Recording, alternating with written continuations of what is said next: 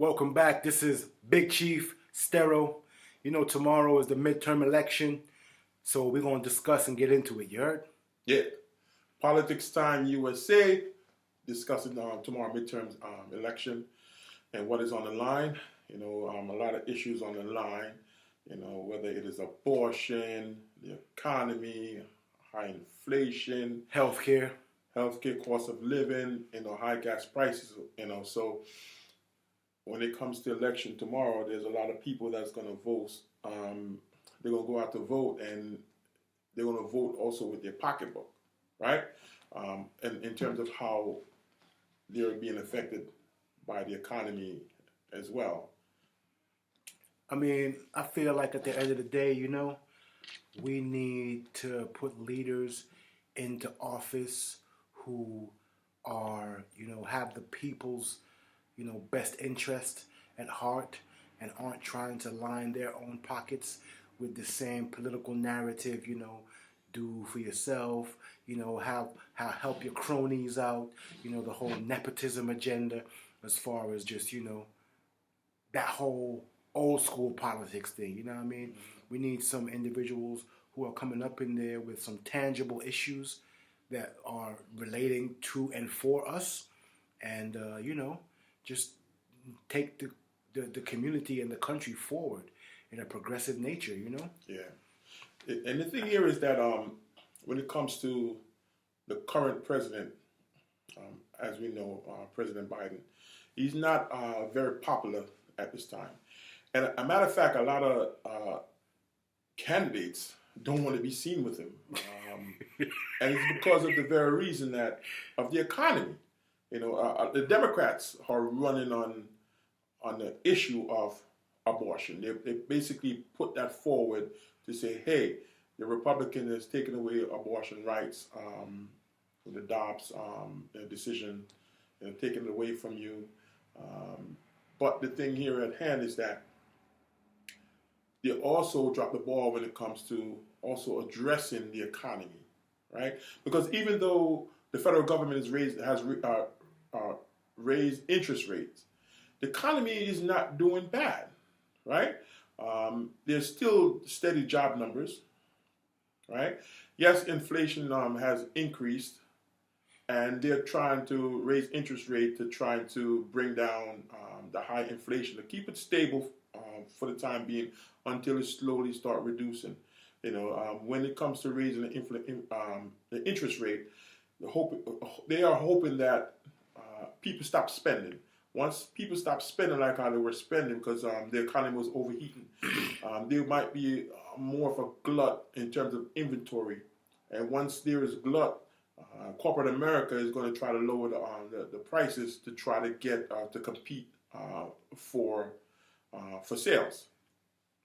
The thing about spending is we're approaching the holiday season, so that's when revenues and sales are going to skyrocket because people are just naturally, by default, going to spend more money on gifts and, buying as far as, to prepare for food and gatherings and just that type of environment as far as, fellowshipping, basically, It's that time of the year, families get together, it's, Thanksgiving, Christmas, everyone's splurging, they're running themselves into debt. So, at the end of the day, people are going to spend. They can't change that. Mm-hmm. So, in the interim, monies and revenues are going to be generated, but how does that affect the overall, spectrum of the economy when it comes to your individual pocket? Yeah. You understand what I'm saying? Mm-hmm. Because a lot of people go broke trying to buy gifts and run themselves into debt that they can't really manage or afford. And that's not really economically conscious, so to speak, you know what I mean? So,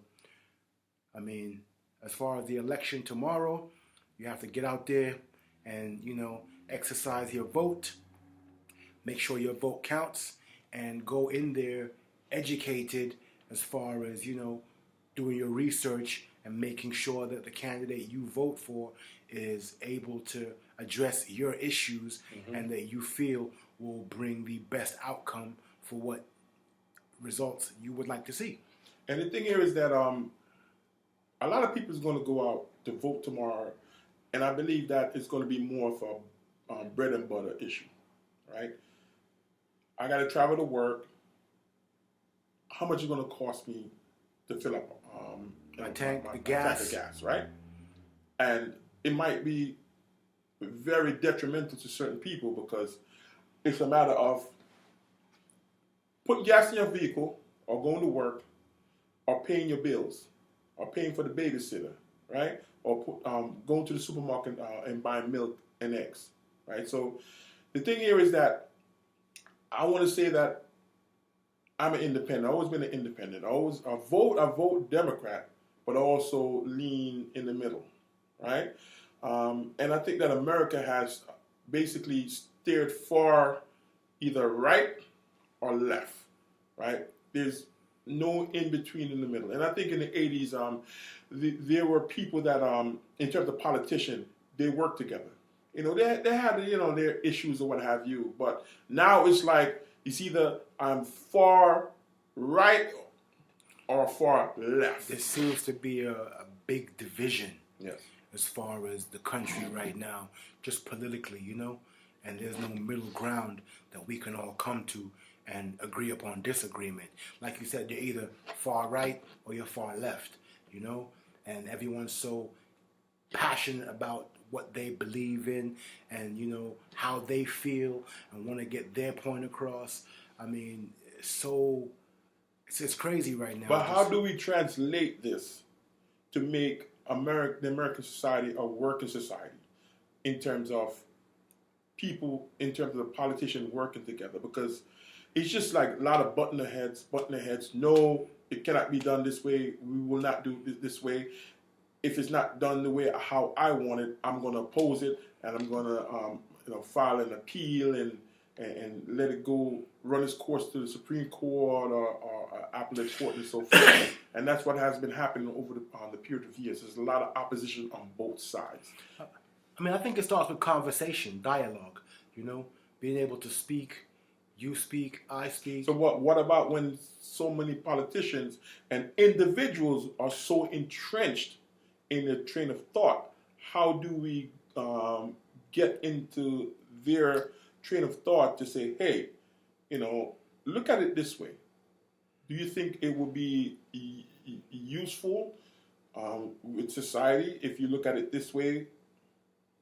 I mean, at the end of the day, you just have to be an individual that's malleable, because we can all agree upon disagreement, but the common goal is to come to some type of common ground. I mean, it's give and take, You give a little to get a little, Yes. And I believe that if everyone is just willing to budge from their present stance, wherever that stance may be, then we're able to achieve some type of common ground. If everyone's just going to be staunchly stood and stiff-necked in their own political opinion with no room to budge or leverage or to bend, then that's just not going to work, Yeah, and I think that with this election, we've seen a report card for Biden, right?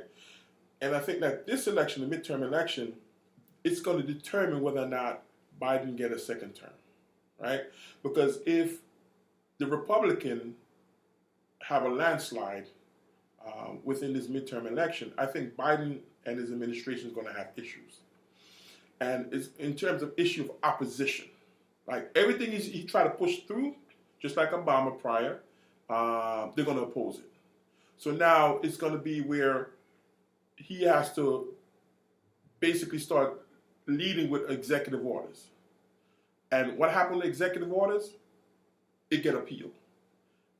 And then everything grind to a standstill. And I think that in America, in a kind of sense, we have learned over the past maybe like 10 years of not how not to cooperate with each other. And it's become an issue because the next generation is being affected by a lot of decisions that we as adults and voters make. I mean, I think moving forward, we have to come to some type of resolution. Yes. That's just the bottom line. You know, we can stand and argue, we can stand and fight, but if the issues aren't being tackled and dealt with, we have to think about generations to come and you know, the youth and you know, their involvement and their interest in politics. A lot of young people aren't really interested in politics. Yes, they don't really feel the need to get involved because they think it's a dog and pony show, or that their vote doesn't count, or you know, they're not excuse me, happy with the way things are running currently under the administration. So they have to know that their vote has the ability to affect change. So when we get out there and we get into these town hall meetings and we have these discussions and we're staying abreast of what's going on around us politically, then we can be empowered and in the know as to how to approach certain things. You know what I mean? So with that being said, and the thing here is that in terms of the senatorial election and gubernatorial elections nationwide, there's a lot of things on the ballot that affect us on a daily basis. And I definitely think that a lot of Americans should take the opportunity that have not voted to go out and vote and let their voices be heard. You have the senatorial election in Georgia, also in Arizona, and also for the gubernatorial election in Pennsylvania. It would definitely, these elections would definitely determine whether or not the Biden administration still keep the majority within the Senate, and also to maintain for the Congress and so forth. So we definitely need to go out and make our voices be heard. Don't be deterred by detractors and so forth, and distract you from the issue at hand. And also people that's disseminating false information and fake news about election fraud and so forth. I mean, it's kind of hard to gauge what's true from what isn't true because there's so much disinformation that's out there right now. You kind of have to really, you know, do your own research. Yes. And be a responsible researcher and, you know, look to various different sources, you know, to gather intel and information to come up with, you know, an educated decision. Because as of right now, if you had to rate the current administration on a scale of 1 to 10 since the inception of his, you know, candidacy and him being sworn into office, what would you give him on a 1 to 10 scale? I would give him, in terms of economy-wise, maybe just overall, just in general. I would say a 6. A 6? Yeah. So that's a little bit better than half. Yes. You know what I mean? Which isn't too bad, which isn't too good, but there's room for improvement. Because right now his approval rating is like 45%. As a matter of fact, I think he had dipped way below, I think maybe 40 before prior. Wow. So there's definitely room for that administration to, you know, ameliorate their, you know, works and, you know, improve upon the current situation. I mean, people are concerned right now, you know, as far as inflation, gas prices, the cost of living, you know, food, everything is rising and people's salaries aren't rising. Correct. You know, so... Or if they have a salary increase, it's not keeping up to inflation. So in other words, like you're one step behind again.